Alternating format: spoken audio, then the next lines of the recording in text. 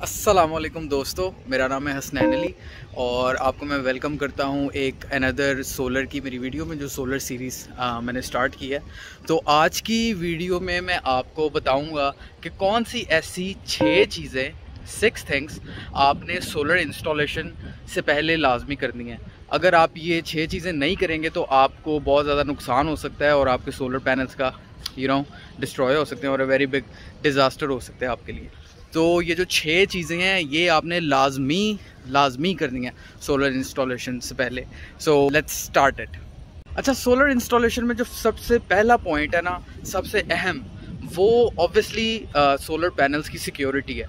तो अब इसमें क्या होता है, जो इंस्टॉलर्स होते हैं ना, कई बार इंस्टॉलर्स उनके स्टैंड जो होते हैं ना वो अपने होते हैं, तो वो अपने स्टैंड बेचने के चक्कर में ना आपकी छत को असेस नहीं करते कि आपकी छत की कंडीशंस क्या हैं। और ये जो इस तरह का मैनुअल स्ट्रक्चर है ना, ये आपको नहीं बनवाने देते। वो कहते हैं कि आप नॉर्मल जो स्टैंड है ना, जो 7-8 हज़ार रुपये का, अब वो यूज़ कर लें, कॉस्ट इफेक्टिव भी होगा ये वो। लेकिन उसे होता ये है, अब जिस तरह ये देखिए वाइड एरिया है, यहाँ पर जब तूफ़ान आता है या इस तरह आता है तो बहुत ज़्यादा हवा का प्रेशर होता है, जिससे होता ये है कि आपके पैनल्स भी जाएंगे, ज़मीन से उकड़ जाएंगे और आपके स्टैंड्स भी साथ ही जाएंगे। ठीक है, तो इसका बेहतरीन हाल यही है कि आप ख़ुद असेस करें कि आपका जो एरिया है उसकी कंडीशंस किस टाइप की हैं। क्या वहाँ बहुत तेज़ हवा आती है, बहुत ज़्यादा वाइड एरिया है, तो आप डेफिनेटली इस तरह के कस्टम स्ट्रक्चर के साथ जाएं। ये नहीं हिलता। तो ऑब्वियसली अभी 3-4 महीने हो गए हैं मेरे खुद स्ट्रक्चर को, अल्हम्दुलिल्लाह बहुत तेज़ तूफ़ान आया है। इसने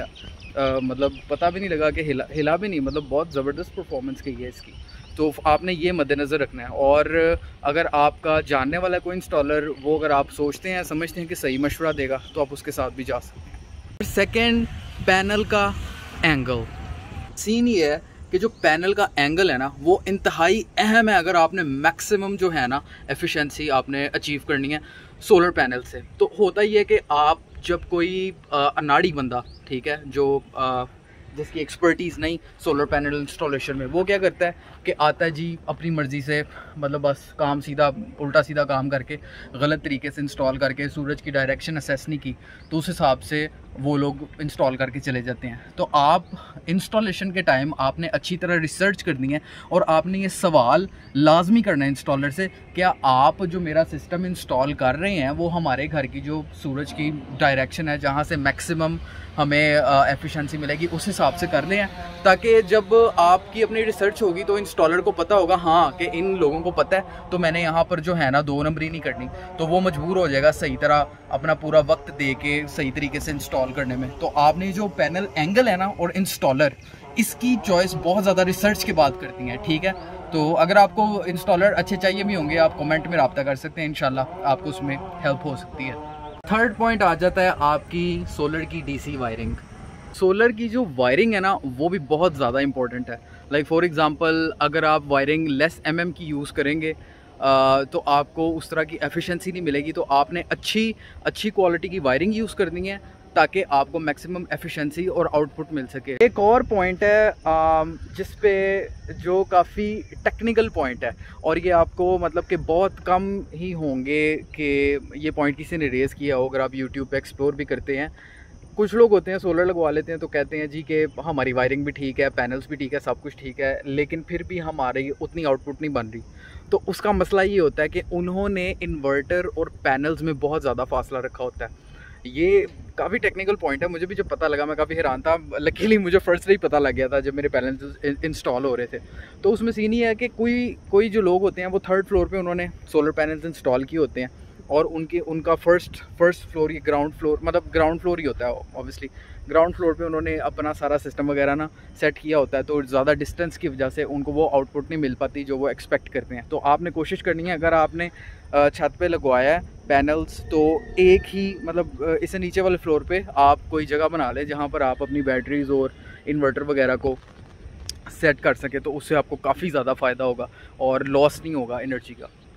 अच्छा गाइज, 5th पॉइंट जो है वो है choosing N inverter. Inverter choose करते टाइम ना आपने अपने आंख, कान, दिमाग सब कुछ खुला रखना है। इसके अंदर इतनी ज़्यादा 2 नंबरी है। इंस्टॉलर्स और जो सोलर सिस्टम लगाने वाले हैं अपने मार्जिन्स के लिए आपको इसमें सही छुरा फेरने की आपको कोशिश करेंगे। तो आपको मैं एक टिप दे देता हूँ, ये एक आप लगा ले के एक फार्मूला लगा लें। टिप क्या कहूँ मैं इसको, अगर तो 3 किलोवाट का सिस्टम आप इंस्टॉल करवा रहे हैं या उससे कम का, फर्नेस वगैरह ये सारे ओके हैं, ये सारे इन्वर्टर्स ठीक है। लेकिन अगर आप 3 किलोवाट से ज़्यादा जाते हैं ना, 6 किलोवाट 10 किलोवाट्स, तो आपने 6 किलोवाट के अंदर आपने क्राउन पे रहना है। क्राउन के अलावा आप बाकी सारे यूज़ कर सकते हैं फर्नेस को छोड़ के, ठीक है। फर्नेस जो इन्वर्टर है, क्राउन को यूज़ कर सकते हैं, इन्वर्क्स यूज़ कर सकते हैं, टेस्ला यूज़ कर सकते हैं और एनी अदर। सिर्फ इसके अंदर जो मेरी रिसर्च के मुताबिक और जो मुझे इन्फॉर्मेशन मिली है, इसके अंदर जो सब 6 kV में जो ख़राब है वो फर्नेस है, ठीक है। तो 3 kV में ऑल ओके, 6 kV में फर्नेस को छोड़कर ऑल ओके, और 10 kV में आपने लगवाना ही अच्छे वाला है। इन्वर्क्स लगाना है या टेस्ला लगवाना है या इस तरह की और, या आप अमेरिकन कंपनीज भी लगवा सकते हैं। 10 kV में आपने क्राउन भी नहीं लगवाना और आपने फर्नेस भी नहीं लगवाना। तो आपको जो इंस्टॉलर जो मर्जी गए आपने उनकी नहीं सुननी। लास्ट पॉइंट है जी इस वीडियो के लिए, वो आते हैं सोलर पैनल्स की क्वालिटी और ग्रेड। इसमें भी बहुत दो नंबरी है। आपको कहेंगे जी कि ए ग्रेड पैनल है, इसको जो है इसकी डॉक्यूमेंटेशन भी पूरी है, सब कुछ पूरी है, लेकिन वो सब कुछ फेक होगा। तो फर्स्ट तो आप कोशिश करें कि अगर आपका कोई ट्रस्ट जानने वाला है कि जिसके पास आप वापस लेके जाएं तो आपको रिप्लेस कर देंगे, कोशिश पहले आपने यही करनी है कि किसी जानने वाले से मिल जाए। अदरवाइज़ आप मार्केट फिरें, और अगर आप वोल्टेज मीटर साथ लेके जा सकते हैं, अगर पैनल्स कि आप वोल्टेज साथ साथ चेक करें, वो आपको ऑनलाइन पता चल जाएगा कि हर जो पैनल है, मतलब 220 वाट, 300 वाट, 540-45 वाट जो ए ग्रेड है, उन वो कितनी आउटपुट क्या, मतलब उनकी आउटपुट क्या है वोल्टेज की, तो आप इस तरह चेक कर सकते हैं। अगर आप किसी रेप्यूटेड कंपनी से लगवा रहे हैं ना, लाइक स्मार्ट सोलर या इस तरह की कोई कंपनी है, ये उम्मीद मुझे यही है कि ये लोग सही लगवा देंगे, क्योंकि ये लोग 10 साल की वारंटी देते हैं और 10 साल की मेरे ख्याल से परफॉर्मेंस देते हैं, और 25 साल की दूसरी के कोई डैमेज वगैरह वाला हो जाए।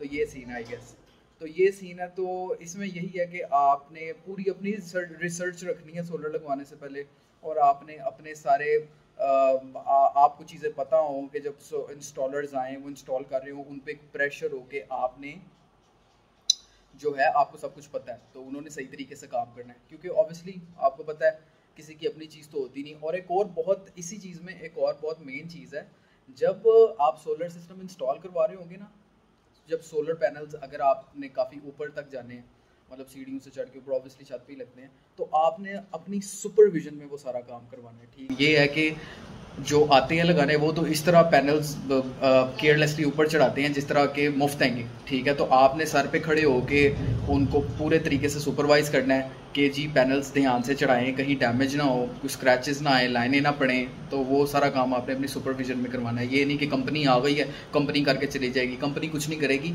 आपका सर पे खड़ा होना ज़रूरी है। ये थे आज के 6 पॉइंट्स। मैंने काफ़ी कोशिश, तकरीबन सारे पॉइंट्स कवर करने की कोशिश की है कि अगर कोई सोलर सिस्टम इंस्टॉल करवाना चाह रहा है तो उसकी मैक्सिमम हेल्प हो सके। तो होपफुली उम्मीद है कि ये पॉइंट्स, ये वे एल्गोरिदम कोई फॉलो करेगा तो वो काफ़ी चांसेस हैं तो कि वो अच्छा सिस्टम इंस्टॉल करवा पाए, स्कैम से बच जाए और उसके मसले कम हो। तो इंशाल्लाह मिलेंगे अब नेक्स्ट वीडियो में सोलर सीरीज़ की या कोई किसी फ़न वीडियो के साथ। तो तब तक अपना ख्याल रखिए। अल्लाह हाफ़िज़।